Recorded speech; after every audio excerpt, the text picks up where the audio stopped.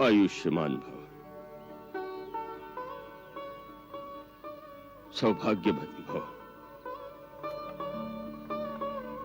कल्याण भव। आ गए राम, तुम्हारा स्वागत है। महर्षि अत्रि ने तुमसे सत्य कहा था, हम तुम्हारी प्रतीक्षा कर रहे थे। इस धरती पर हमारा समय समाप्त हो गया है, इसलिए देवराज इंद्र हमें सदैव अपने लोक में ले जाने के लिए आए थे। मैंने आपका वार्तालाप सुना है मुनीश्वर। देवताओं के राजा इंद्र के निमंत्रण को ठुकराकर आपने यह सिद्ध कर दिया है कि जब मानव पूर्ण कर्मयोगी और स्वार्थ रहित हो जाए तो उसका स्थान देवताओं से भी ऊंचा हो जाता है। मानव यदि अपना धर्म और मानवीय कर्तव्य पूरा करे तो उसे देवताओं के पीछे भटकने की कोई आवश्यकता नहीं रहती। देवता स्वयं उसके आगे पीछे हाथ बांधे फिरते हैं।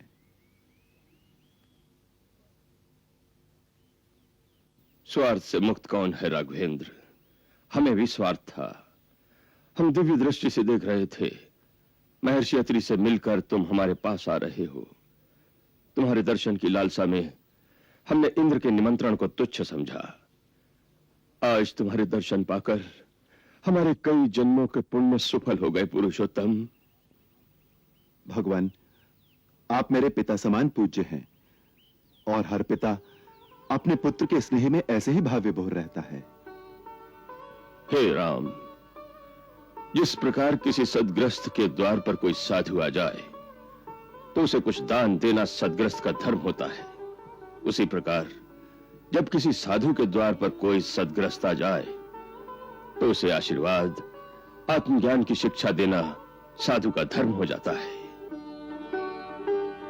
किंतु तुम तो स्वयं ज्ञान के भंडार हो राम, हम तुम्हें क्या शिक्षा दे सकेंगे?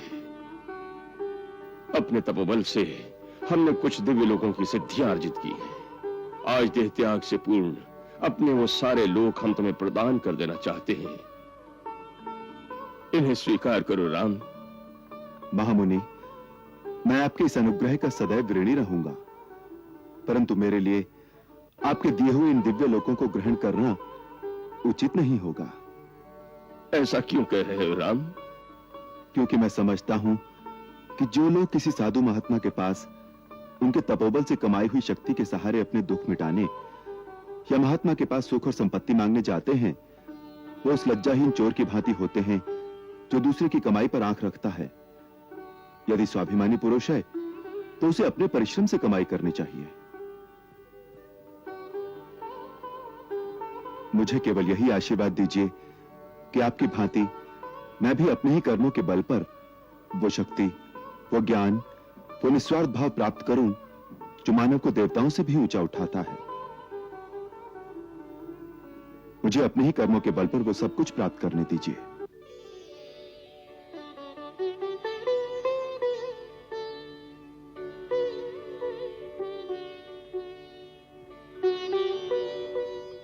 अति सुंदर, तुमने अपनी मर्यादा के अनुकूल वचन कहे हैं राम।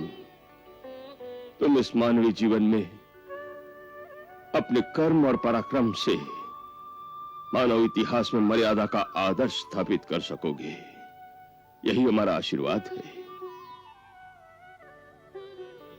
आओ, हमारा अंतिम प्रणाम स्वीकार करो और हमें अनंत पथ पर जाने की आज्ञा दो।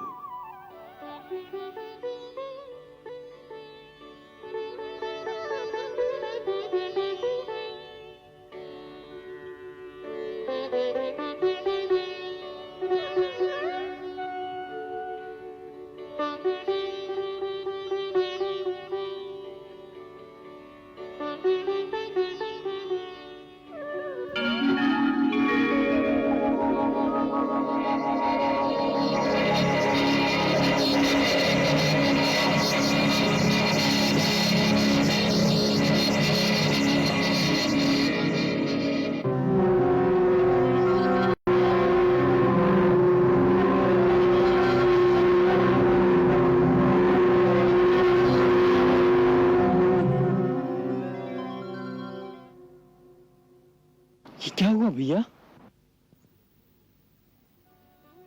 मुनिवर शरभंग अपनी योग अग्नि में अपने पार्थिव शरीर और उसके समस्त संस्कारों को भस्म करके एक अविनाशी पद की ओर चले गए हैं।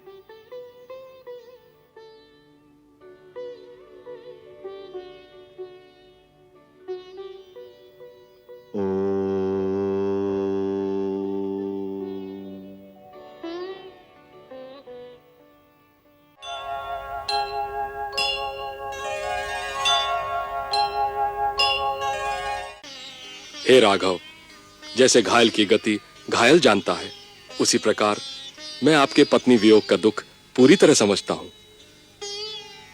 मैं भी अग्नि को साक्षी करके वचन देता हूं कि हम फिर से वानर साम्राज्य के अधिपति बने या न बने, परंतु आपकी भार्या देवी सीता पाताल में हो या आकाश में या भूमंडल के किसी कोने में, मेरे वानर उन्हें अवश्य ढूंढ लेंगे। तब तक हम में से कोई भी चैन की नींद नहीं सोएगा। आप केवल एक बार मुझे उसका पता बता दें कि वो राक्षस कहां रहता है।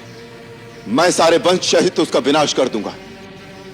उसने छल से सीता का अपहरण करके न केवल मेरा अपमान किया है, वरन रघुकुल के मेरे पूर्वजों की कीर्ति को धक्का पहुंचाया है। आप उसका पता जानते हो तो मुझे एक बार उसका पता बता दो, बाकी का कार्य मैं स्वयं कर लूंगा। हे राघव, उस पापात्मा राक्षस का गुप्त निवास स्थान कहाँ है, उसमें कितनी शक्ति है, उसका पराक्रम और उसका वंश कैसा है, इन सब बातों को मैं सर्वथा नहीं जानता, परंतु मैं वचन देता हूं कि मैं ऐसा यत्न करूंगा जिससे मिथिलेश कुमारी सीता जी आपको अवश्य मिल जाएंगी। और ऐसा मेरा अनुमान है कि मैंने देवी सीता को उस राक्षस के साथ देखा है। देखा है? आपने सीता को देखा है? कहां? कैसे? एक दिन हम पांचों पर्वत शिखर पर बैठे हुए थे तो हमने क्रूर राक्षस को अपने विमान में एक स्त्री के साथ दक्षिण की ओर जाते हुए देखा। वह देवी जोर जोर से सहायता के लिए पुकार रही थी और हमें बैठे देखकर उसने कपड़े की एक पोटली में बांधकर कुछ फेंका। कोई बचाओ! कोई बचाओ!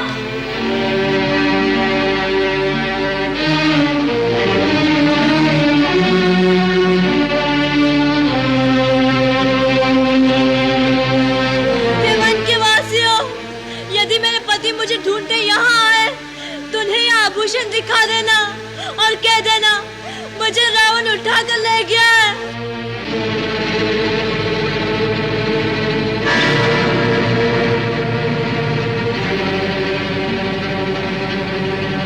हमने उस पोटली को खोल कर देखा तो उसमें कुछ आभूषण थे। मैं वो आभूषण अभी मंगवाता हूँ, आप पहचान लीजिए। हनुमान, वो पोटली ले आओ। जी महाराज।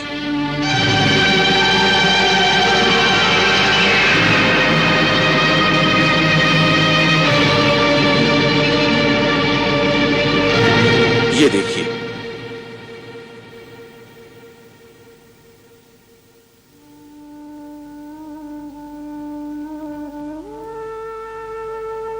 ये आभूषण सीता देवी के न हो?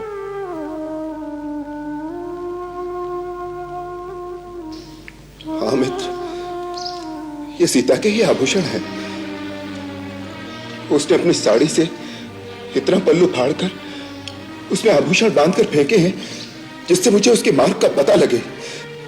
लक्ष्मण देखो, ये सीता के बाजूबंद, ये उसके कर्णफूल। भैया भैया, ये सीता के ही है ना? भैया, न हम जानामी केवरे, न हम जानामी कुंडले, न बुरे तो भी जानामी नित्य पादामी वंदनाथ। भैया, मैंने तो भाभी के मुख पर कभी दृष्टि डाली ही नहीं, इसलिए उनके कुंडलों और बाजीबंद को मैं नहीं पहचानता।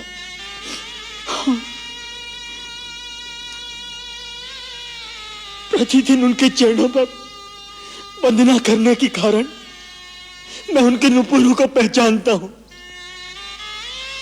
ये निश्चय ही वही नुपुर है जो मेरी भाभी के चरणों की शोभा बढ़ाते थे। हाँ लक्ष्मण, जब प्रातः काल वो पुष्प वाटिका में पुष्प चुनने जाती थी तो इनकी मधुर ध्वनि से सारा वन सचेत हो जाता था।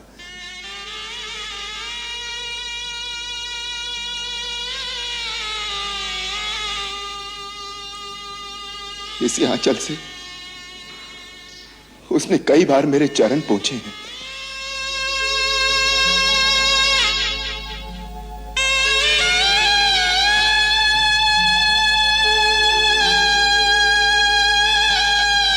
वो मेरा पसीना सुखाती थी।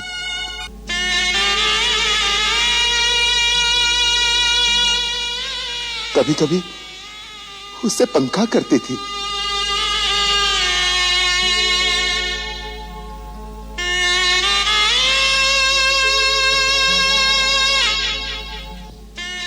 प्रातःकाल जब मैं पूजा से उठता था तो इसे चरण पावड़ों की भांति बिछाकर वो मेरी चरण रच लेती थी।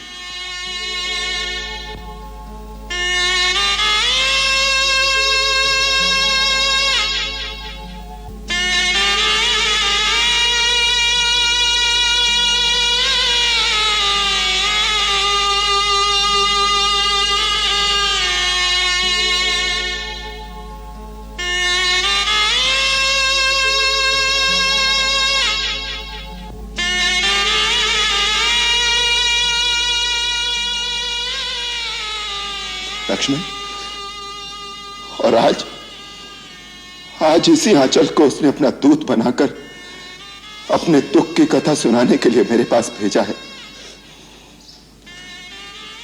सीते, सीते, मुझे तुम्हारा संदेश मिल गया है। मैं तुम्हें मुक्त करने अवश्य आऊंगा। तू जहां कहीं भी हो, चिंता न करना।